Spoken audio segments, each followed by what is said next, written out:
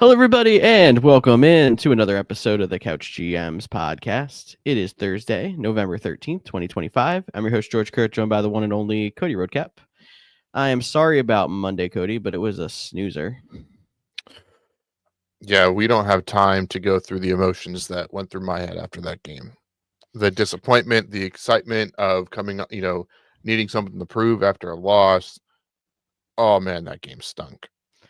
It was very bad. The first half, especially, was even worse, but the second half wasn't really any better. So I thought we'd have something to ramble about in the intro, and that's literally all I've got. So, Well, we could have talked about the game that the Eagles won on the most predictable 4th-and-1 call ever when they should have tush pushed it against the Eagles, but that's a conversation for another day.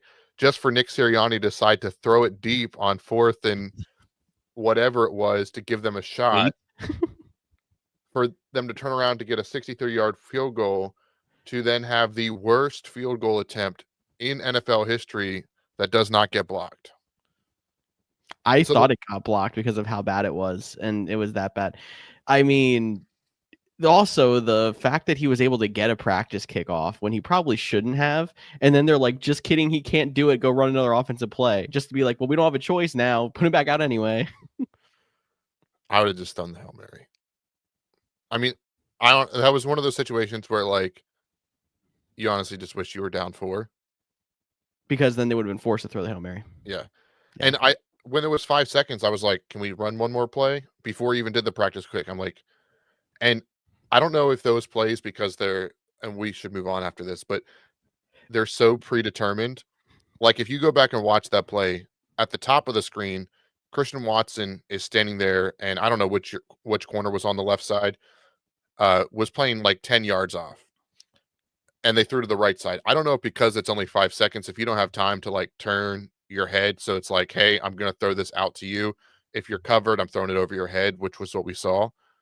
But man, if you would have just looked up and thrown it to Christian Watson, he would have easily got 3 yards and gotten out. And based on the first kick, that might have been enough. But because he was short of that and you didn't get anywhere, you saw the whiff of trying to put a little bit of extra leg into it. So definitely just a weird game all the way around.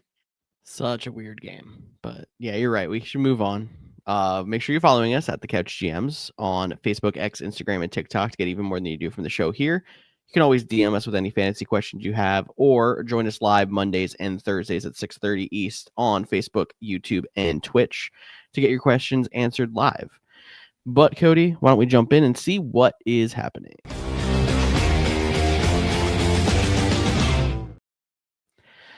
Lots of injuries to report on here this week. I'll start off with the Ravens giving us a scare early on Wednesday, saying Lamar Jackson missed practice, but he returned on Thursday. Everything seems it's all good. He does have a sore knee, but that doesn't seem like a major injury. But can you believe the Ravens? Like, that's true. I don't know. Nah, it sounds like Lamar will be good to go, and they need him as they are trying to crawl their way back into the AFC North, which I believe when we saw last week, like, I don't remember if it was Sunday Night Football or one of the 4 o'clock games, they were talking about that, and they put up the percentages, and they actually had the best percentage chance to win the division. So they'll need Lamar, though, or those percentages will go way down. Definitely. And I mean, you and I broke it down on Monday, and we both figured it would come down to that Ravens-Steelers Week 18 game. So it could be a dogfight to the end. Yeah, unless Joe Burrow comes back and can change this Bengals team. And the Bengals might be too far behind anyway. They need some help. Yeah, it'll have to start this week as they play the Pittsburgh Steelers they have to win their division games for sure. But we'll talk about games in a little bit. Yes, we will. I just realized that the rundown says Brock Purdy, but Brock Purdy is officially back. It was just announced that he will be the starting quarterback for the 49ers here finally in week 11. Still unsure about Ricky Pearsall. He is a limited participation in practice, which is a step forward, but don't know if he's going to be back for sure. Yeah, and I think if Brock Purdy's good to go, you can put him in your lineup. Yeah, people who have been sitting on him, people who have been watching him on the waiver wire, waiting for him to come back out. I mean, he's going to probably be a solid top 10 option this week. And he was solid when he was playing earlier in the year, even when he was playing that 1 week with the injured toe still. Yeah, I have no concern. I know some people might want to see a week just to make sure he gets to the game. And if that's you he's probably, available or a streaming option because he has missed so many games. So you probably already have another guy that you want to go with. But if he is out there and you've been streaming all season, I mean, just look what Mac Jones has done. He comes back and plays like Brock Purdy has in the Shanahan offense. He could be a guy that you could start starting every week. Definitely. So any of those teams who have been streaming out there, good option, hopefully on your waiver wire. Jackson Dart is expected to be out this week with his concussion, meaning it's not going to be Russell Wilson. They demoted him to QB3. Jameis Winston getting the start in New York finally. I know I'm excited about it. Well, let's backtrack. Did Dayball get fired on our Monday show? Yeah. Or did we not even? He did? He did. I thought he got fired on Tuesday. So I had to make sure that Monday. it was Monday. Perfect. We talked about that already. Had to clarify. But if you missed it, now we're here. Yeah, we were talking about like, why did Jameis not come in before when Jackson Dart got hurt? We already benched Russell Wilson once, but they had the interim head coach, a new quarterback, and the perfect storm of things that always seem to go right in favor of those teams with Green Bay coming to town. So I can't say I'm excited about that. That is definitely a tough draw for, teams getting the 1 week boost with the new head coach and Jameis Winston. We all love Jameis Winston. He's either going to throw 5 interceptions or he's going to win a game, or he's going to throw 5 interceptions and win a game. So I'm interested to see what's going to happen. Yeah, it's 5 interceptions. Is it 5 touchdowns or not? That's the real question. Yeah, exactly. It's going to be a fun time for people that aren't Packers fans sweating that out. So I'm sorry in advance, but I'm going to enjoy it. Unless the Giants win, because then you're an Eagles fan, that would be frustrating to see. It would be, but there's enough of a gap there. Hurt their draft pick a little bit for me. That'd be great. Oh, okay. Sorry, that was the wrong line. CJ Stroud missed last week with a concussion. He might miss another week. He still hasn't progressed into the limited participant in practice of the protocol. So keeping an eye on that one, but they did fine with Davis Mills last week. I'm not too worried about fading any of their weapons, regardless of the quarterback. Well, they did fine in the fourth quarter. They were pretty rough the first 3 quarters, but then they found a way to win. So fair, but I mean, you only need 1 quarter. Just look at Bo Nix. Bo Nix, JJ McCarthy week 1. I guess that's really all you need. Just 1 quarter, apparently. Jets receiver Garrett Wilson, he ended up leaving the game early last week with a knee injury that now has placed him on IR. They expected him to have a 3 to 4 week timeline when he re-injured that. So at least 4 for him. And who knows what's going to happen after, because the Jets are out of it for sure. Yeah, Garrett Wilson might just be shut down for a year at this point. Yeah, it's a tough blow for fantasy owners, even though he has kind of been really relevant lately. He still obviously had his sparks at the beginning of the year, and he was a lot of draft capital for that one. So personally, hate to see it, but for sure. Much else there to really hang your hat on either. We're just hoping for the Breece Hall show. Yeah, we'll talk about him in a little bit. So that seems like it's good confidence coming out of Cody. Marvin Harrison popped up as out this week after he had appendicitis and had to get his appendix removed. Not something you see happen every day. No, and it seems like these always just like pop. I mean, obviously it pops out of nowhere for everybody, but like Marvin Harrison was just starting, with Brissett there, they were starting to get a little bit of a breakout. He had that half against Dallas not that long ago where it was 6 catches in the first half. Now he's going to miss a week. I wouldn't be surprised if it ends up being 2 weeks, just for recovery time in general. But that definitely stings for Marvin Harrison. At least this is only a 2-bye week, so there's other options out there. Yeah, this is going to be hopefully the healthiest and most playing. That was horribly worded, George. That your lineup's going to have been in a while. Yeah, you have the Colts and the Saints. So you got the Colts. Yeah, you weren't playing anyone of the Saints anyways, really. Chris Olave, maybe, because he's been getting targets. Probably weren't winning a lot, though, with them. Yeah, we'll see. Xavier Worthy was popped up on the Thursday injury report with an ankle injury. He was listed as limited. I don't have any more info on, like, was it limited, like he practiced the first half and then didn't return, or did they just, did it happen on Wednesday and they were taking it easy on him? I don't really have any info on that, but something to keep an eye on if you were relying on him. I'm going to talk more about him later. I know that. Then I guess we'll have to wait for that. And then in Jacksonville, Parker Washington went from DNP to limited. He has a hamstring injury, but limited makes me think he's got a good shot to go regardless. And then Brian Thomas Jr. also limited on Thursday. So there's a chance he returns as well. Would you be comfortable putting him back in your lineup if he goes? Does he make Parker Washington irrelevant? What are your thoughts on that? I mean, I'm probably going to play Brian Thomas Jr. if he goes. I know the season has not been as great as we had liked, especially coming off of his rookie campaign. And it's been frustrating at times. So maybe you've already found a way to pivot around that. But there is definitely some, like, I don't know how cute I would get to play someone else over Brian Thomas Jr. if he would be active. If he goes, does it just make Parker Washington a no-go? I don't know if it necessarily makes him a no-go, just because like they don't have many options there. Anyways, I do believe I saw they opened Brenton Strange's IR window.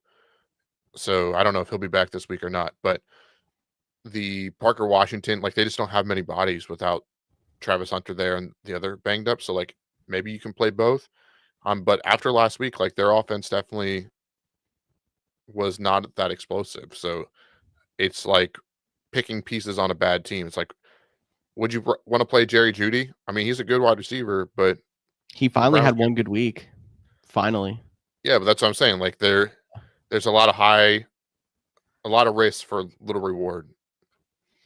Very true. And I mean, right now, the only person, and I'm not even playing him everywhere, that I want to play on the Jacksonville offense consistently is Travis Etienne, excuse me. Just because he's still getting so many carries, but he's been mediocre too. So Yeah, Jacksonville's going through it right now, that's for sure. makes me question if they are going to eventually move on for Trevor Lawrence or not. But that sounds like a conversation for the offseason. We'll be here to break it down. Devontae Adams did not participate in practice on Wednesday. Thursday report not out yet because the Rams never put it out before we go on the air. You know how that works. Same with the Seahawks. But they do still say he should be fine to go for this weekend. So not super concerned. I think he's going to pull a Cooper Kupp kind of strategy. Or sorry, not Cooper Kupp. Puka Nacua from last week kind of timeline and be good to go. Yeah, I'm not worried about Devontae. If he says he's good, he's good.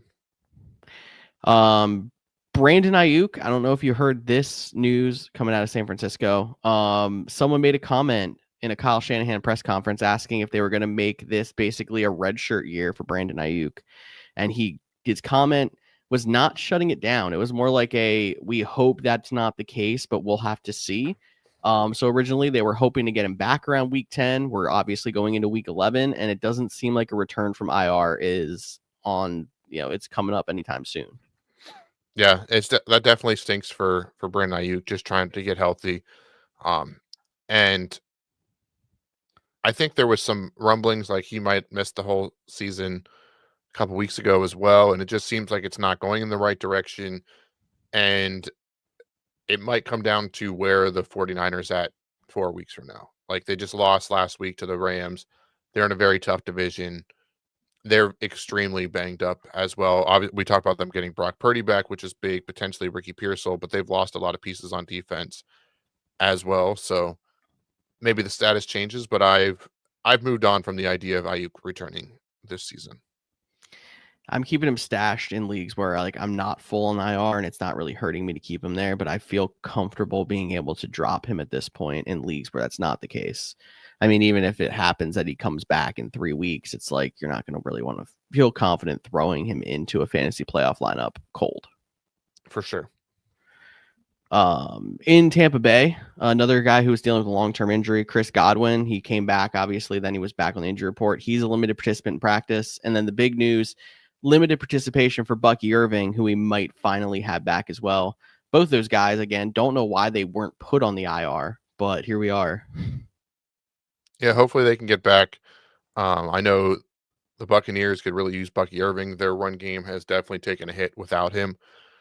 Chris Godwin, his absence has been made easier by the emergence of Emeka Egbuka. But getting Godwin back, I think, would help. Mike Evans is right around the corner, hopefully with his return. And this Bucks team. I mean, they were off to a hot start. They've slowed down a little bit, but they're still one of the top teams in the NFC. Exactly. And it's amazing that they've been able to do it as well as they have with all the injuries that they've had going on. But hoping Bucky comes back for, stability in that backfield, someone who can actually make a play and not run for 20 yards a game and 3 touchdowns. But that's just my shot at Rachaad White. We'll see what happens with those. And then J.K. Dobbins was a DNP on Wednesday and Thursday. We're not expecting him to go this week. It could finally be the R.J. Harvey breakout. I don't feel great about it, but I know there's a lot of I don't feel great about the RJ Harvey breakout. He's been doing okay in split work. He's gotten a few touchdowns. He looks fairly explosive, but I don't know. Maybe it's just I don't have a lot of faith in this Broncos offense at the moment. They've really struggled to do anything consistently. I saw what was the oh man, I should have saved it. There's something like at the top when it comes to the Broncos, but then they also lead the league in punts. It was like a very I'm gonna try to find that while you talk about why RJ Harvey is going to be a breakout this week. I mean, I don't know how confident I am in the RJ Harvey breakout as well, but I think the big reason for that is not that I don't think RJ Harvey is going to perform well. It's that going against the Chiefs, you don't really know what Chiefs you're going to get. If they end up falling behind, a negative game script for running back is not a great thing. He does catch some passes still. But on top of it, the Chiefs defense has still been very solid. So it's not like it's a great matchup, but I do think he's worth a spot in your lineup if you need a running back or if you have him as a handcuff to JK, just because the volume's going to be there.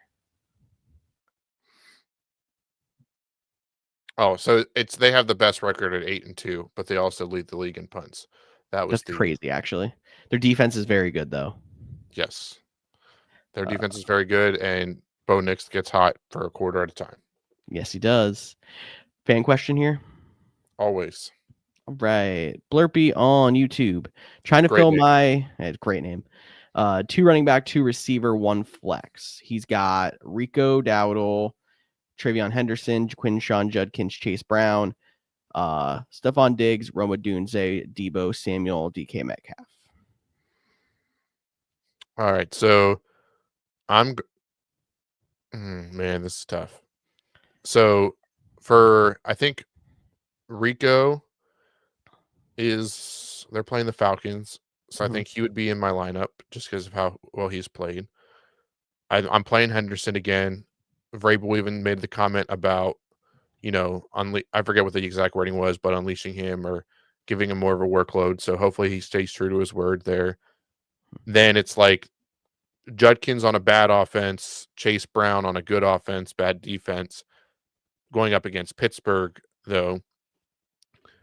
But I'll come back to that. And then at the wide receiver side, Adunze is the lock for me there. And then it's between Debo and DK because DK is playing Cincinnati. Debo doesn't have Mariota or doesn't have Jaden Daniels. He has Mariota. So I think I'm going Rico, Travion, Odunze, DK. I'll say Chase Brown. I think you and I are on the same page. Debo was sneaking into my mind, but I think the DK matchup gives me a little bit more confidence. Full PPR, by the way. I flashed it on there while you were talking, but I didn't want to cut you off. Rico, I think, has to be in the lineup. I'm good with Travion as long as he's the full-time guy. Chase Brown, I like this week a lot. And then, I'm going to Dunze as the lock and DK as the other guy. So 3 running backs, 2 receivers, 2 running backs. 3 running backs, 2 receivers is how I break it down to.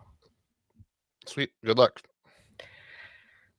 With that, why don't we talk about maybe some of those guys and jump into starts and sits? That would require me to be at the right spot on my screen. All right, here we go.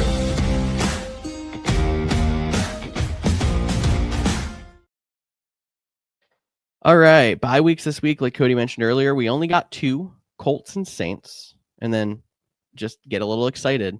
3 more weeks of bye weeks left. Only 2 of them have buys, and there's 4 teams apiece. So we're almost through it.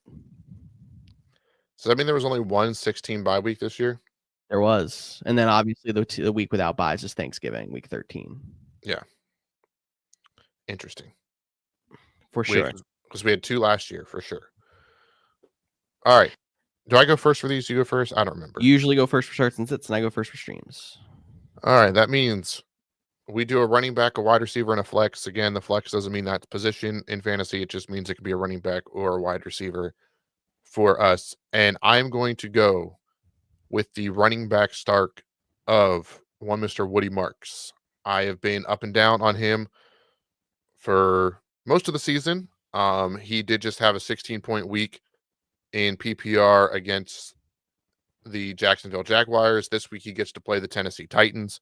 The Tennessee Titans are a great matchup for running backs, and maybe he doesn't score as many points, but he had 27.9 PPR points against them in week 4. So I like Woody Marks this week, probably without CJ Stroud, so they're going to rely on the run game again.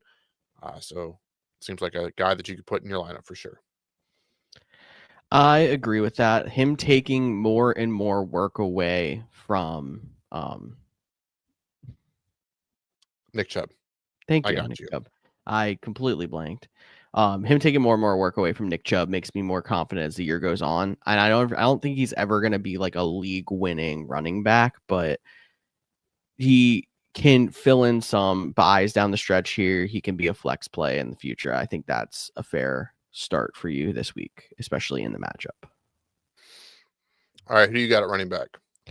So someone who I just recommended somebody start earlier, I got Chase Brown, and it seems like it's a tough one. It's a bad matchup. Pittsburgh is 8th against running backs, but since Joe Flacco's been there, it's been a completely different Chase Brown. And the only 100-yard rushing game he has all season came in that week 7 game against Pittsburgh.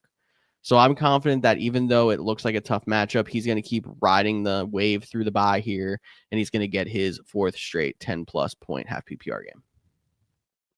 I like it. I'll just move right into my wide receiver start of the week because he is in that same matchup. And I might be bold, but I'm going with it. I'm going with one Mr. DK Metcalf. He's coming off a 7-target game. It only turned into 3 catches. I expect more of that. Steelers did not look good against that Chargers defense. The good news is this week they get to play the Cincinnati Bengals defense. And I think Rodgers, DK, these guys are going to, they've had some rough games the last couple weeks with the offense performance. I think they're going to find a groove, get it back together against the Cincinnati Bengals, and DK is startable in your lineups. I've been so back and forth on DK, but it's hard to say don't play him in a matchup like this because this game could literally be 48-42 again, like other Bengals games have been this year. And honestly, I know I'm saying start him, but if we go another game and he's has another, sub 10-point performance, not really having that connection with Rodgers against this defense, then it becomes almost like, can I drop DK? So this is a big game for him, either for a really great week or and are you just done with him in fantasy? That's very true. He should be way better than he has been all year, especially with Aaron Rodgers as his quarterback. But it's just crazy to me how he hasn't had more 5+, 6+ catch games. And the Steelers offense in general just hasn't been consistent. So if he doesn't perform in a game against the worst defense, I don't care that it's a divisional game. I agree he starts to become the is he droppable or sell him for whatever you can kind of strategy. For sure. Okay. I am going with Devontae Smith as my start. And I didn't go as far as to put AJ Brown as a sit, but man, I'm thinking about it. Because there's just so much drama there at this point.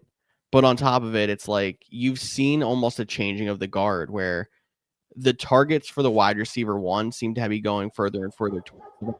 It seems like Devontae Smith is just getting better, and AJ Brown Hard to tell if he's like, say, lost a step or anything like that, but he does not look like the same player, and he isn't demanding the targets at this point. So I know the Detroit game, decent matchup. I expect to be some points scored, and Devontae Smith becoming the wide receiver one. I mean, this might be the last week I can even say start him on this column before he becomes a must start if he keeps up what he's been doing lately. I mean, this also though to me, and I think the AJ Brown drama has been blown out of proportion. I do think Devonta Smith has had a good run. I think the Eagles' offense has been bad, and I think AJ Brown has called it out, and people are upset about it. But he's right in the sense that if you want to be one of the best teams, you have to be getting better and stop saying we're going to get better and actually start doing it. I think that's a valid criticism. Could he have gone about it a different way than saying it in the media or jumping on Twitch and being like, if you have me in fantasy, trade me or get rid of me? Yeah, maybe. But I think he has valid points, and this whole thing stems from the Eagles offense being, I mean, look at even Devonta Smith they scored 10 points last week. He got the touchdown that saved his day, right? Like that's how he did it. AJ Brown only had 2 catches, 2 targets, or whatever low number. So I completely agree with you in that it's like Devonta Smith is going away, but there is a little part of me that I feel like we've seen this before with AJ Brown. He makes a comment and then like they overcorrect. And like if you told me he gets 11 targets this week, I would not be surprised based off of the comments we've heard this week. That is my only concern and why I would still probably play AJ Brown this week. Yeah, and I think I'm still playing AJ Brown everywhere I have him, but I'm not as confident in that bounce back as I have been in the past, because you could have made the same argument to me 3 weeks ago. You could have made the same argument to me 4 weeks ago. You could have made the same argument to me 2 weeks ago. This has been going on for all over a month, and almost nothing's changed. There was 1 week where he did go off and got 26 points against Minnesota, but he still was overshadowed to an extent. He had 2 touchdowns to Devontae Smith's 1, but Devontae Smith had a career high 183 receiving yards. Like, every time that we've seen even a AJ Brown breakout, Devontae Smith seems to have an even better game. I think the only time that AJ had a better game than Devontae Smith was week 3 against the Rams, and it was pretty close. Yeah, I mean, if you AJ Brown missed a game compared to Devonta Smith, but they're only 8 targets apart on the season, and that's with Devonta Smith having 1 more catch. So he's done more with them. He's at 650 yards compared to 400. But their targets are actually a little bit closer than I think people realize because of all the noise. And I do think, like I said, I think some of the AJ Brown stuff has been this week. He has been a lot more vocal. I will give Yes. that. The 4 weeks ago, 3 weeks ago, that felt very much like the media trying to speak for AJ Brown. That was just my interpretation of a non-Philadelphia fan and seeing it from the outside. And I think even on the broadcast, they were talking about like AJ Brown can be vocal, but at the same time, he just wants to win. And I think there is some truth to that as well. Yeah, it's a tough situation, and part of me hates giving it light because I don't think it really deserves all the media attention it's been getting. But when it comes to like looking at it from a fantasy lens, the way I look at it at least is that AJ Brown's not droppable or anything, but Devontae Smith's taken over as the number 1 guy. So that's where I'll leave it. And you want to go to a fan question? Sure. Now, you talk about good usernames. This one, put some onions on that beach on YouTube. Nice. Hey guys, I gotta add the Falcons defense. Do I drop McLaurin or Jaden Reed? I want to hold on to the Lions for next week versus the Giants. This isn't a question for me. This is obviously you don't have an IR spot, so drop Jaden Reed. They haven't even opened his practice window yet. Or Yeah, I mean, we don't know they? when Reed's going to be back because he decided to get the surgery he wasn't going to get at the beginning of the year. But also, when he does come back, it's still a very crowded wide receiver room, a pass catching room in general, even without Tucker Kraft. At least that's my opinion. McLaurin, obviously frustrating. He's been up and down, in and out, whatever. But I still think he's somebody who, if he does come back at a good time, you can actually still play him and he'll make a difference. I think Jaden Reed will be very playable when he gets back. He will, because he will kind of fit into that middle of the field yards after the catch role that they're missing with Tucker Kraft. Like I think he will be up there as like one of the top target guys, a focal point of the offense. but they still haven't opened his practice window. So if you need the defense this week, I mean, I don't think anybody's going to take Jaden Reed without being with him being on IR and no practice window open. You drop the Falcons next week, you get Jaden Reed back. That's how I would play it. It's always a risk, but that's how I would do it. That's true. Someone seeing you drop Jaden Reed is going to raise less red flags for them to pick him up than it is if you drop Terry McLaurin. So that's a good point too. Mm-hmm. Like the question though. Good job there. You are on to your flex, Cody, for starts. All right. So if you need a lot of points come Monday night, good thing the Cowboys are playing. And I had to pick a Raider that wasn't named Brock Bowers. And so I'm going to go with Trey Tucker. We've seen him have an explosive as all get out game before. I don't expect that. But give me a shot in the dark and Trey Tucker. Now, he's somebody I was even debating dropping in places. He's kind of been one of the most frustrating players in fantasy because it's like week 2, he goes off for 1,000,000 points. Everyone adds him. He's just mediocre because their offense is mediocre, but he's still getting targets and stuff. It's like, I never feel confident playing him, but I guess if there's any time to, it's against the Cowboys, and that's going to be a horrible Monday night game. I had to pick a wide receiver against the Cowboys, and their wide receivers are Trey Tucker, Dante Thornton, Tyler Lockett, Jack Beck, and Alex Backman. Yeah. Trey Tucker's the answer. It's true. So I had to pick Trey Tucker. And honestly, you could probably take that strategy the rest of the year and just keep picking a receiver to start against the Cowboys and be right. So I don't mind your strategy either. But who you got? I'm going to Minnesota, and I'm going to pick up Aaron Jones. Aaron Jones, since he's come back, 10 and 14 points. He did 4 in that first game when he was working back in.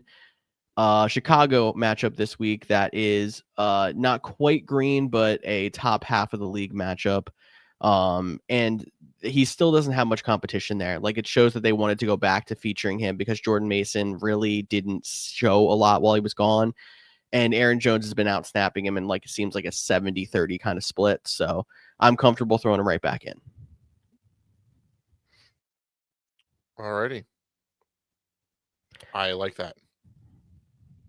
Why don't we go to sits then? And we're going to do the same thing, running back, receiver, flex. And what do you got at your running back? Okay, this one might be too bold, and I'm willing to admit that. But I ain't playing Breece Hall this week. Nope, not against the Patriots defense. I know he's coming off a 32-point game and a 19.5-point game, and he is literally the only guy left on the Jets offense. So you'd think they'd have to work the ball through them. But I don't know if this Jets team is going to score. And I hate starting Thursday night football with a low performance guy. And it might be too good to, I'm not saying go out there and play some rando over Breece Hall, but he had a slow start to the season. You were able to figure it out. Maybe one of those guys, because there is limited bye weeks, you can pivot to someone else and hopefully have a better week. Yeah, it just stinks because the talent's there, but there's nothing there to really otherwise make you be like, yeah, play Breece Hall. So I don't blame you. There's a couple places where I'd have a hard time doing it, but mostly I feel like it's in dynasties that I'm like, got to play Breece Hall. Otherwise, right. There's most of the time I have an option I feel just as or more comfortable with, which is very sad to say from somebody we drafted where he did.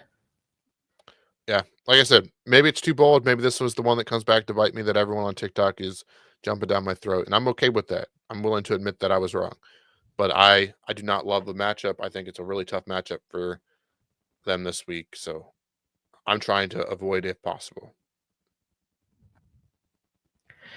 All right, and then my running back sit, I've got Tyrone Tracy. I mean, maybe this one will come back to bite me too, because we just talked about the like new head coach changing quarterback kind of like bump that teams usually get. But I almost feel like he's not going to be that guy, even if they do get that bump. Green Bay is really good against the run. They were still pretty solid last week, even in a game that was a loss to the Eagles. The running game wasn't what got them. They literally lost on 2 plays, basically passing in that entire game. And then on top of it, Tracy has still been. It was a pass to Saquon. Exactly. They were both passes. Right. Saquon had under 60 rushing yards. So exactly. And then we look at it. Tracy is splitting with Devin Singletary at this point. He did out touch him 14-8 last week, but that still doesn't give me a lot of faith in him going off in a matchup against a bad defense. I'm going to play him all the rest of the year in good matchups, but I don't think I like it in a bad one. Yeah, I agree with this one a lot. All right. I need time to do my sit wide receiver. And maybe again I'm going too bold, but I'm going to say sit Jameson Williams. He has scored over 16 points 3 of the last 4 weeks, although that other week was a goose egg, so that doesn't give you a ton of confidence because if he doesn't get points, he leaves you hanging. He gets the Eagles this week, and their secondary has been, you know, vulnerable at times. Quinion has played well. Cooper DeJean has played well. Their safeties have played well at times, but they've that other corner, which they thought, we didn't even talk about Jair Alexander stepping away from football, Michael Carter, but Jalen Phillips looked really good for their acquisitions. But with Jameson Williams there, 2 really good weeks. Him being a high variance guy, struggled earlier. I think that I would sit him in this one. It is not the best matchup for wide receivers. The only thing that has me scared is he had his best game of the year when Dan Campbell took over as the play caller. And does that mean they want to feature him more? We'll have to wait and see, but I have not bought that in yet, and that's why he is on my sit list. Yeah, I don't know if I am fading him as far as you are, just because they have that cornerback 2 problem. But if you told me that the touchdown went to Laporta and then the running backs feasted, like, I wouldn't be shocked at that either. Because he's so high variance, he's somebody who I'm still skeptical of putting in my lineup regardless. So I don't hate you saying sit here, but I don't think it's a sketchy enough matchup for me to put him as my sit, but that's you. And just like the other part of it too is like the best corner that the Eagles have is Quinion, and he's going to play on the outside with Jameson, where like Amra is going to feast in the slot predominantly. So And whether that's if they move Amra to the slot, they're probably not going to have Quinion go with them. They'll probably just put Cooper DeJean on him. So yeah, that's a good point. so that also played a little bit of a factor into it as well. It was between him or Khalil Shakur, so I'll throw that extra name out there. Khalil Shakur, he is somebody also who like is right on that borderline of being a flex. So I'm going to that Denver offense that Cody really doesn't like, and I'm going to sit Cortland Sutton. And he hasn't been that wide receiver 1 he was at the beginning of the year anymore. He is now kind of fallen down to that 1A, 1B situation with Troy Franklin. And then again, that Chiefs matchup, I'm not the biggest fan of that matchup. The Chiefs defense is good, and I would not be shocked if, even though they're going to be down, the offense struggles, even if they're going to pass the ball a lot. I don't think Cortland Sutton's necessarily a lock to feast.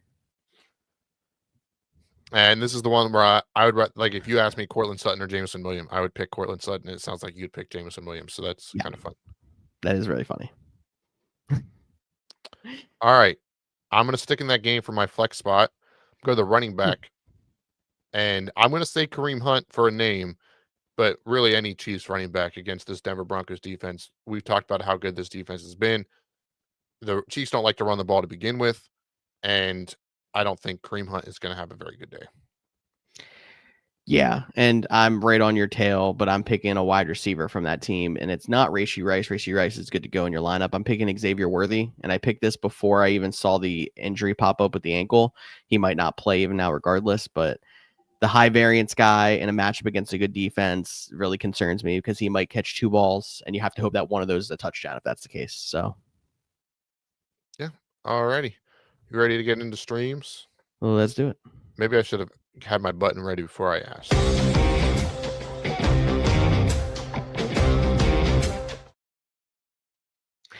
All right, streams of the week. I usually start us off here. We do a quarterback, a tight end, and a defense that at least most of the time is under 60% owned, unless we really get desperate and have to pick something otherwise. We mentioned Brock Purdy at the top of the show, him coming back. He's somebody who could fit into this category, but neither of us picked him because we made our choices before we heard he was going to be starting. So I've got Tua against Washington.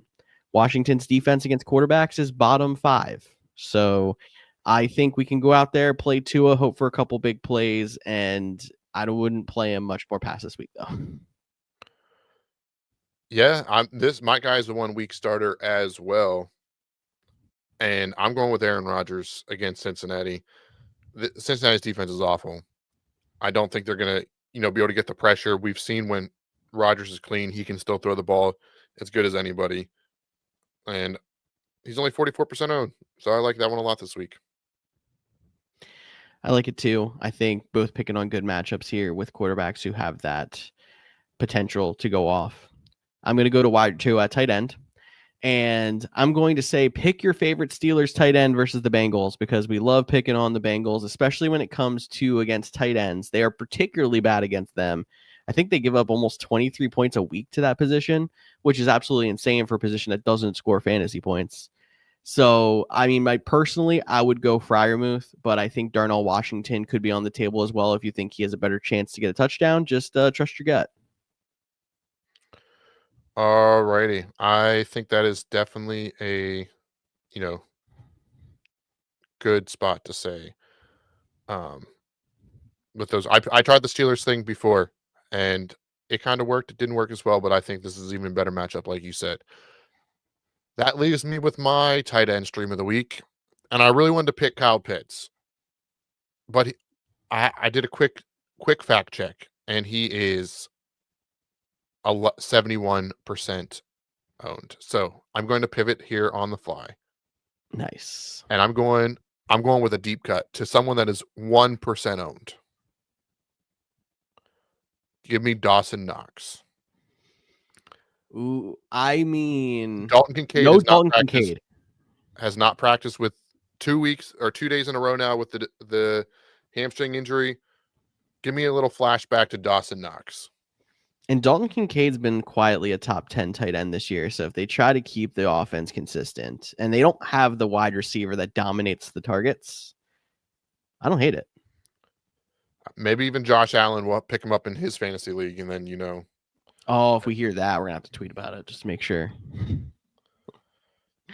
Speaking of fantasy, and this isn't really about fantasy, but it's related to players and stuff like that. Did you see or pay any attention to the thing that came out that the NFL has worked with to limit prop bets because of all the gambling issues the NBA is seeing?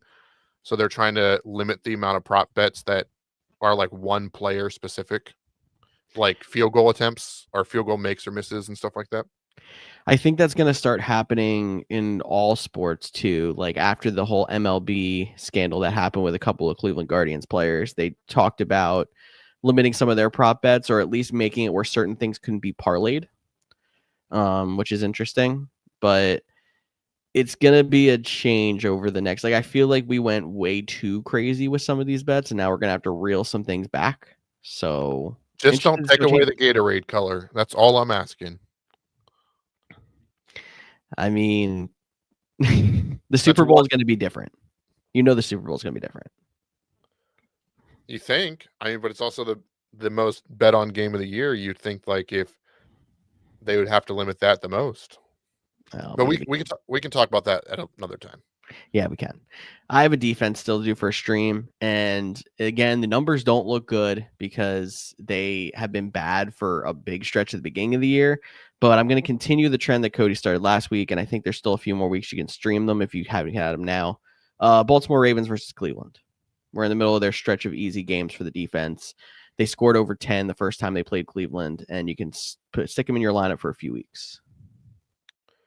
Alrighty. For me, I was, again, forgot our rule, and I was going to fact check myself, and I'm glad I did. I was going to go with the Houston Texans, and then after a little bit of research, I realized they're the number 2 defense on the year, 77% owned. So if they're out there, they get to play the Titans. Definitely play them. That team is actually 60% owned as well. This is me look on the fly. Made me guess if the Ravens got added enough last week, but they're only at 51, so I got away with it. Yeah, you lucky dog. All right. Give me the Los Angeles Chargers against the Jacksonville Jaguars. We talked about how they're banged up at wide receiver. This Chargers defense is coming on strong. So that'll be my pivot. Check for the Texans first because they were available in one of the leagues that I'm in, and that's going to be my stream of the week. But Chargers, if they're not. Chargers is a good solid pick. I think they're defense 8 so far in the year. So they've been solid on top of the fact that you're now getting a good matchup against the banged up Jacksonville offense. Yes, sir. All right, Cody. Why don't we go into games of the week?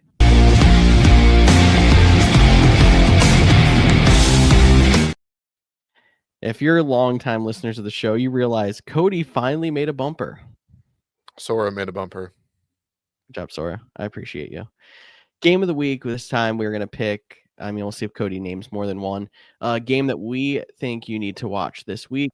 Why don't you start off, Cody? All right, so I don't know if I should throw out my honorable mentions now or not, because that was kind of rude. Do it. All right, so honorable mentions from me, obviously, how do the Giants respond with Jameson Winston, the new head coach? Green Bay is a team that needs a win more than anything, but I'm not allowed to pick the Packers for game of the week. But I think you also got to look at the NFC North, Bears, Vikings, two teams on the brink. I talked on Monday about the Bears and their lackluster wins, so to speak. Getting a win over the Vikings, even though they are struggling as well, would be, staying alive, staying ahead of the, in the NFC playoffs. But for me, the actual game of the week is the Seattle Seahawks at the Los Angeles Rams. Both teams are 7-2. Both of these teams looking like the best two teams in the NFC. We get to see a little bit of a showdown this week. I'm looking forward to that one. Hopefully Devontae Adams goes. He said he is, to make it like all stars, all, everybody at the top of their game. And I'm really excited for this one. So if you are listening in, thank you. Make sure you give us a sub. We'd really appreciate it. But go over to one of our social media channels, particularly I think YouTube and TikTok were the two most entertaining.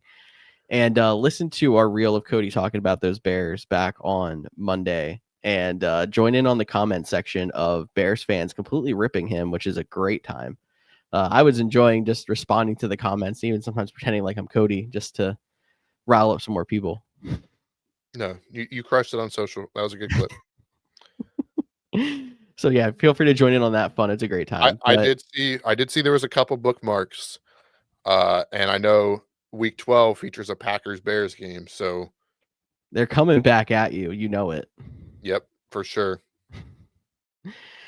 I am going to another divisional game like you out west, but I'm going to go Chiefs at Broncos. We picked on this game, seems like to no end in starts and sits and everything else because it's two good defenses, and this might be a game that might not be the most entertaining points-wise, but it's a very important game for the playoffs. I mean, the Broncos have a chance to basically put the Chiefs away with the lead they have if they can then get a head-to-head win on them as well. Chiefs still fighting back to even make sure they can lock up a wild card because they're still a 5-win team. So, this is a very important matchup, and we're going to see if the Chiefs are really back or if the Broncos maybe are even fakers at that 8 wins. Yeah, this, like you mentioned, this is a very big game for the Chiefs as they get to play the Broncos for the first time this year. And if they win, I mean, this whole stretch alone for the Chiefs, I mean, they get the Broncos and the Colts the next 2 weeks. So not really a stretch, but the next two games, the two top teams in the AFC, the Chiefs, the defending top team in the AFC, like if they could pick up 2 wins against both these teams, I think everybody puts the Chiefs back into, like, heck, they might not win the division because they might not be able to overcome the league, but they're going to be the team to beat. Yeah, exactly. They started off slow, but this is the two like show we've gotten it right games. So big game for the Chiefs against the Broncos, big game for the Broncos as well here. And I think that wraps up games of the week. I don't really want to talk about the next one, but we can.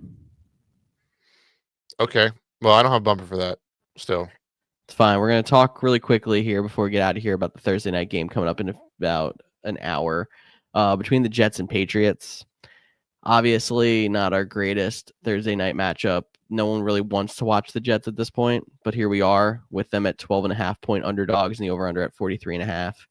That's pretty bad considering that they're probably counting them before like 10 points at this point. Yeah, it does look like the weather could be a factor of this game. At least that's what social media is telling me. But yeah, the Jets, I didn't even like starting Brees Hall. So in terms of fantasy, I don't know how many people I'm playing on that side. And then obviously Travion Henderson, I like him a lot this week. And then which wide receiver, Booty, Booty's out, I Diggs, think. Booty's out. I was Yep. trying to pull the inactives up. So then, yeah, I'd go Diggs as like if you needed a spot start this week. And then Drake May, obviously, he's been balling out this year. So those are kind of where we're at. Interesting to me how well Drake May has been doing, but he hasn't had really a like super solid fantasy wide receiver. Like Diggs has been fine, Booty's been fine, but it's not like that guy who is an automatic wide receiver 1 or even wide receiver 2. Yeah, no, it's like they've definitely like used the wide receiver, like what Matt Collins might have been their highest scorer in terms of fantasy last week. So, Yeah. But yeah, Booty is definitely out. So, and Ramondre Stevenson for sure. So that gives you more confidence in Travion Henderson. So, I think that's the matchup. We'll watch it for the new Patriots rivalry uniforms or whatever they're called now. Yes, we will. And I think that wraps us up for this week. Alrighty, that's my cue to hit this music. That's your guys' cue. Hit the like button and subscribe. If you get ready to go watch Monday Night Football. Monday Football. No early games this week.